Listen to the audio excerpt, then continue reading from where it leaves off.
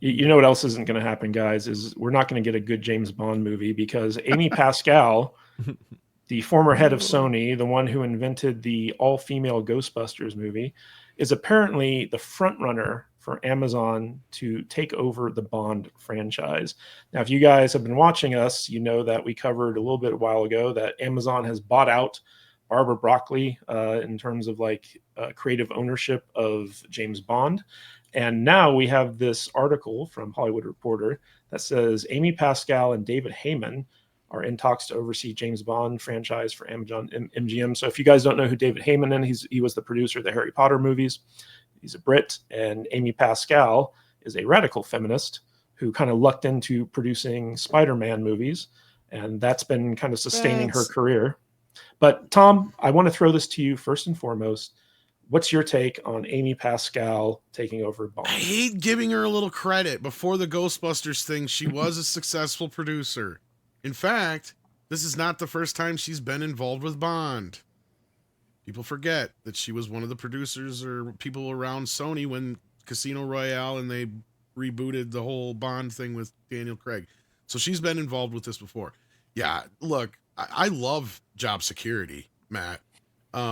So as long as they keep doing stupid shit like this, great. If anything, she's just there for personnel reasons because she has had some attachment to the franchise before, and they let this David Heyman guy handle most of the creative decisions because, as you said, you look at his filmography, he's actually got a lot of stuff, and he's been in the business now for like 40, almost 35 plus years or something like that. Like one of his first movies he produced was The Stoned Age with Trimark Entertainment, which is one of their more profitable films, believe it or not.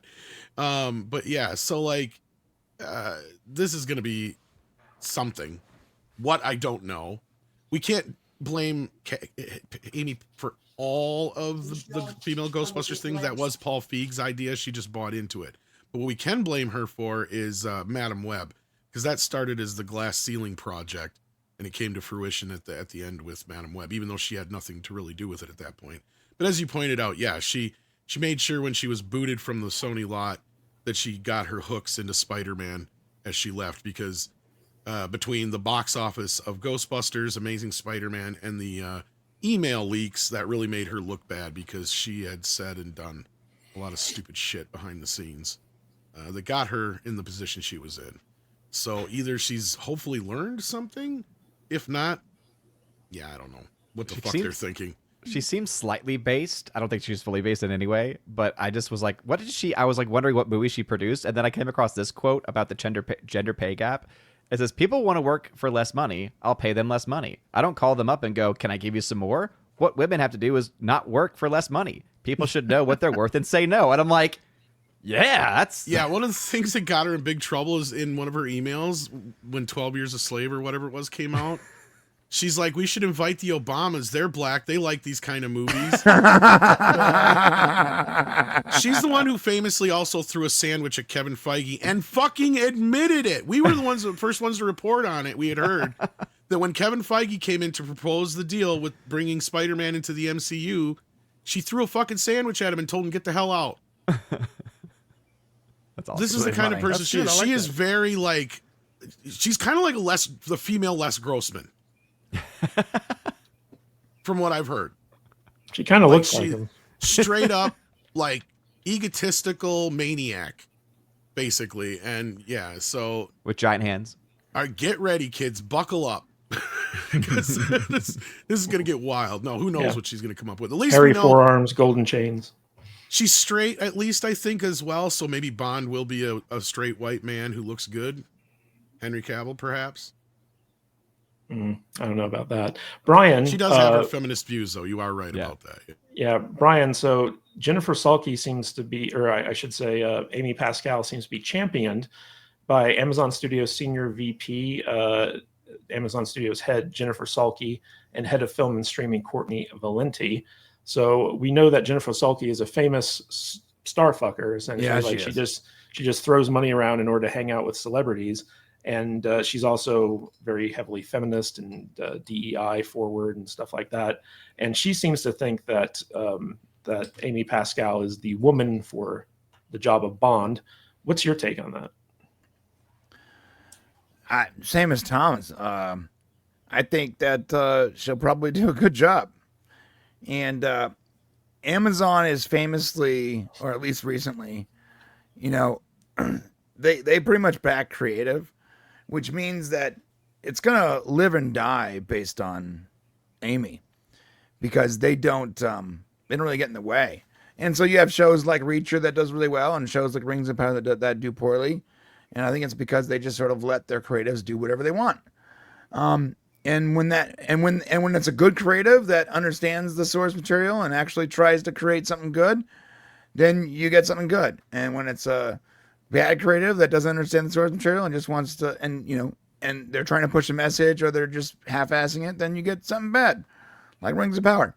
So I think this is probably a good sign actually, and I think that the way Amazon works with its creatives will make it easier for her to create a good movie or TV show, whatever they're doing. Well, Mr. Butters, does this news fill you with any confidence that Amazon's James Bond properties will be any good? The quick answer, no. No, it does not. So I have no expectations for whatever they do with the next Bond. That helps. Having no low bar. Yeah, all we can do is just kind of sit back and watch it because, and see how they see what they do.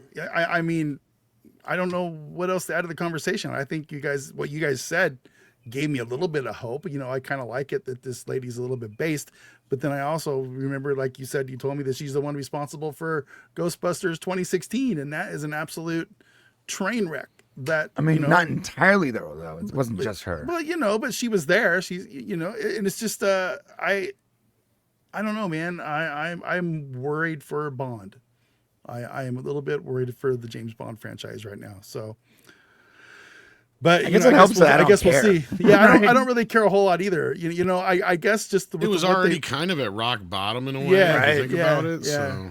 Well, I'm so kind of just disenfranchised with pretty much entertainment in general right now that anymore it's just kind of I have just kind of a sit back and see what happens kind of approach to almost everything.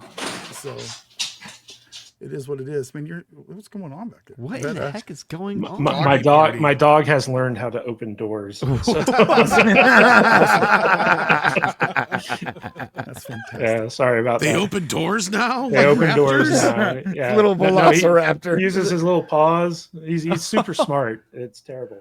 But in the end, I guess I can just say I as long as they keep screwing it up, I guess we'll have stuff to talk about, because talking about stuff that's actually really good is kind of boring, to be honest with you. So it is a little bit boring. But Odin, I wanted to ask you. So David Heyman, he's been kind of overlooked in this article, but he was the guy like he's like the hardcore movie producer dude. Say hi to Jude, everyone. Hi, Jude. Hi, Jude. Can I ask your viewership their opinion on my outfit? Yeah, sure. Okay. Come on in. Going to a smutty book convention. Is this giving librarian who's already told you to be quiet once? Yeah, It's chat. way So too what do you- spicy for YouTube. Yeah. Come on, man. It's Trying to way- get us it's way too demonetized. spicy for you too. Yeah. Gonna get us demonetized. Yes. So very rare Jude appearance, Jude sighting. But Odin, I wanted to ask you. So David Heyman, he's the guy who basically produced all the Harry Potter movies. So I'm guessing that basically he's going to be in charge of like the day-to-day like Bond production, and Amy Pascal is going to be the one coming up with the ideas for all the spin-offs and the cinematic Bond universe and all that other crap. So what's your take on this news? Do you think that this is a positive or a negative for Bond?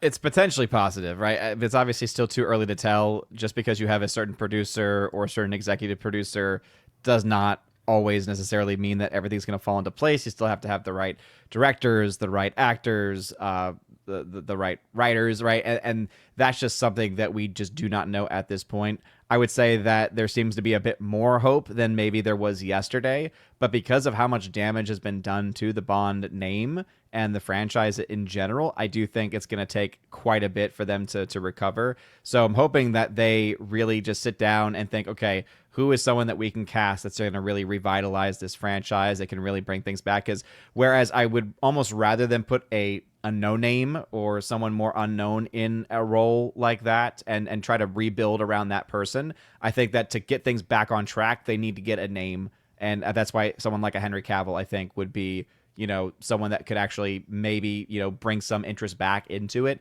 and then hopefully have it be where it's like, okay, let's just have him for a Bond for 2-3 movies, and then be able to kind of, work up to and prepare someone in the wings that could then, take it on in a new light, right? To kind of bring back the whole concept of, you have a Bond for a few films, and then a new Bond comes along and passes the torch kind of thing.